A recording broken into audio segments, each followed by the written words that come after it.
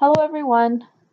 Today I am going to be doing a little presentation on in-text citations and how we will include those in our papers and discussion board posts and short answers and any other assignments that we have.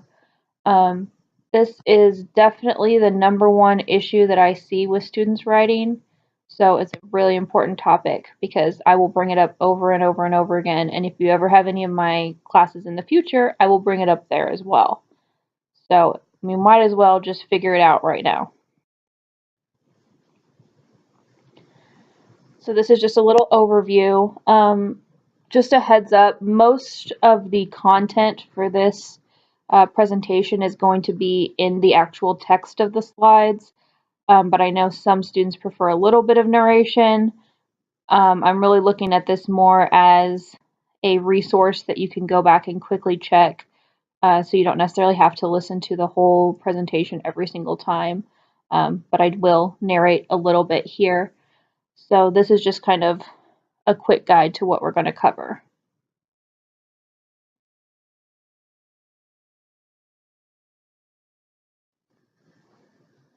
So in case there's any confusion, an in-text citation is the way that you give credit to the individuals who publish the information that you are paraphrasing in your research papers.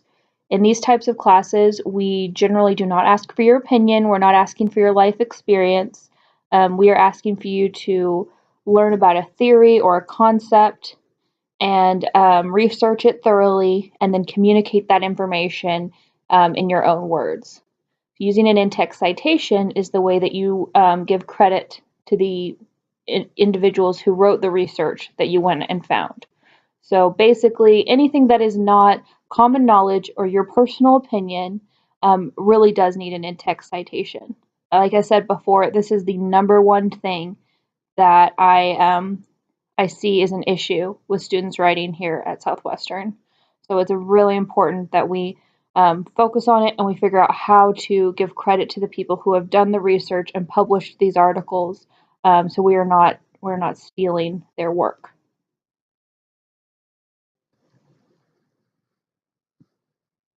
So it is really important to note that if you do go and read an article, read a press release, read anything really, and learn information, and then communicate that information without giving a citation, you are plagiarizing.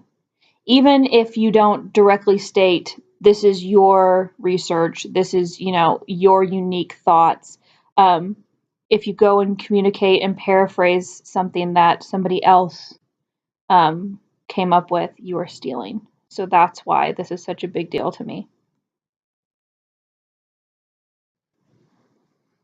Now, not everything needs a citation. There's lots of different things that actually don't need any citation.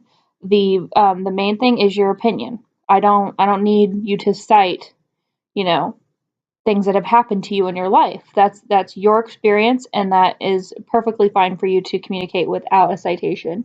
Like I said, a lot of times in this class, or in any class at Southwestern, we're not asking for your personal experience or your opinion generally. We're asking for you to go do research on a specific topic or concept and communicate that research in your own words. Other things that don't need a citation would be things that are common knowledge. It's dangerous to cross the street. We don't need a citation for that. The other thing would be if it's your scientific research, which I don't think has ever come up in my years here at Southwestern. But if you own a lab and are doing specific experiments and then publishing those experiments or the results of those experiments, you don't have to do a citation because you're citing yourself. But otherwise, anything that is novel information is going to need a citation. So here's some examples of things that do need citations. Academic articles, news stories, websites. Now this is not a list of appropriate academic sources. I have another presentation that goes over what qualifies as an academic or professional resource, but that's really not what the focus of this presentation is. So even if you are using a non-academic source, maybe it's a YouTube video, maybe it's a magazine, maybe it's a Wikipedia article, please don't use a Wikipedia article, but if you do, then you would still need to provide an in-text citation. So not just journal articles that are academic in nature. Anywhere that you get somebody else's thoughts and ideas or the results of their research needs a citation.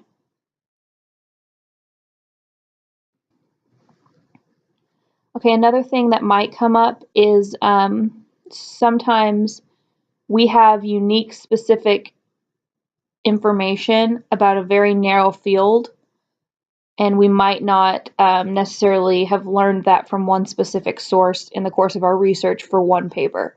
For example, I had a student a while ago who was a medical officer in the military. I know a lot of you are in the military as well.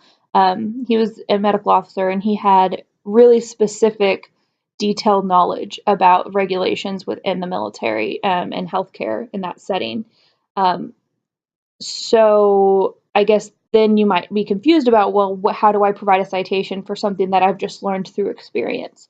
Well, in those circumstances, you would need to go find an outside source that can verify what you already know. And then you would provide that in-text citation. I realize that could be a frustration, but that's the way to really show that your information is correct, verifiable, and really well supported. So this is just an example. In my career outside of Southwestern, I have some specialized knowledge that I've just learned along the way. But if I were to communicate that knowledge in a research paper, I would go and find the information in a verifiable source and then cite that information. So like here, I think I cited the DCF regulation handbook. So even though that's not something that I generally have to look up, and I didn't need it in order to write this quote, I went ahead and included an in-text citation. So that way, if anyone was reading it and they questioned it, they could go back and look at that citation, go find that source, and then verify that that information was correct and not just something I was making up.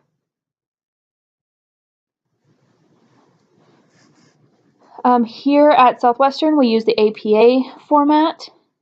And so for in-text citations, 99% of the time you'll use parenthetical citations, and we do author and date. So most of the time that's going to be the very first author for the article.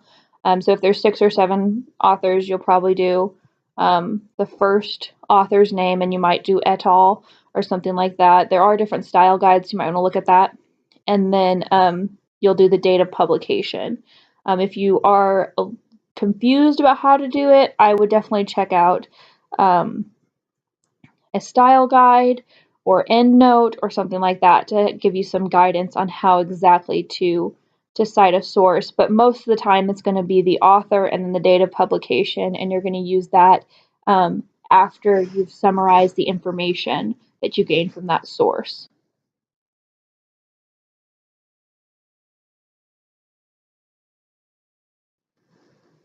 So sometimes students will get a little bit gung-ho with the citations, and they will provide an in-text citation after every single sentence. Now, I'm not going to count you down for that, but that's not really necessary. Basically, you need to provide an in-text citation after you have summarized or paraphrased a specific concept, and once you've completed that thought. So that might take a couple sentences. You don't have to worry about providing a citation every single time you present any information that is not your own unique thoughts. You just need to summarize the topic or the theme, and once you finish that complete thought, then you can provide the citation. I would say generally I see 3 to 5 citations in a substantial paragraph in one of these papers, but it's really going to vary.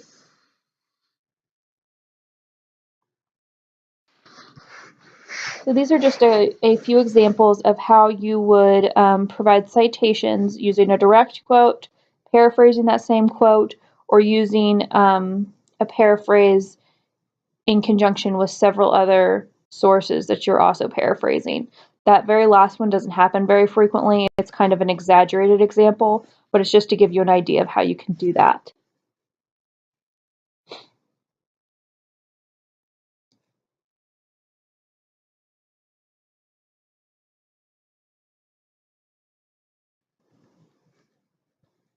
And these are a couple other examples of how you can use a direct quote or how you could paraphrase that quote and then provide the citation. I will say I definitely prefer paraphrasing because it's your own words, and that's what we're looking for in these kinds of papers. We're not looking for you to find 15 direct quotes and just plug those into a paper with an introduction and a conclusion. We're looking for you to present information in your own words. So if you can do a direct quote, then you can probably do a paraphrase just as well. The only time you should really use a direct quote is if it adds something significant to the overall quality of the paper that a paraphrase would not provide. And that's really doesn't happen very often. The only situations I've really seen is if it's a unique phrasing or if it's like a statistic.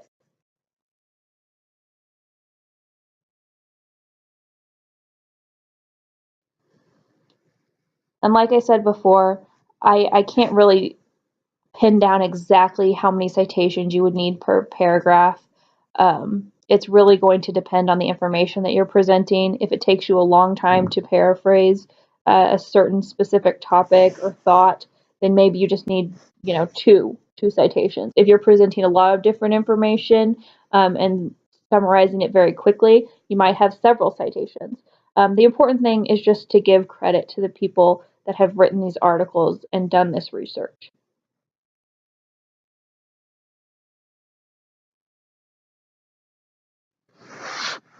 So that is pretty much it. Um, I did just want to let you guys know that if you do have questions about citations or unsure about it, always feel free to ask me. This is something that I know is a new skill, so I'm not going to be overly critical. It is something that I harp on in all of my classes, but that's just because I find it to be a very important and valuable skill in this field and in any professional field. And I really want to help you guys improve your writing in this area. But if you do feel completely lost, go ahead and schedule time with the writing lab. That's what they're there for, and they are really very professional and do a great job helping students improve in this area. Um, yeah, so that's pretty much it. If you are confused or frustrated, reach out to me. Email's the best way, but you can always call me as well, and I will definitely, walk you through it. And I'm not just going to tear you apart if you miss a citation. I want to help you. I want to support you, and I want to make sure that this is a skill that you're building on in this class, and then if you do have me in future classes. So feel free to contact me if you have any questions or concerns.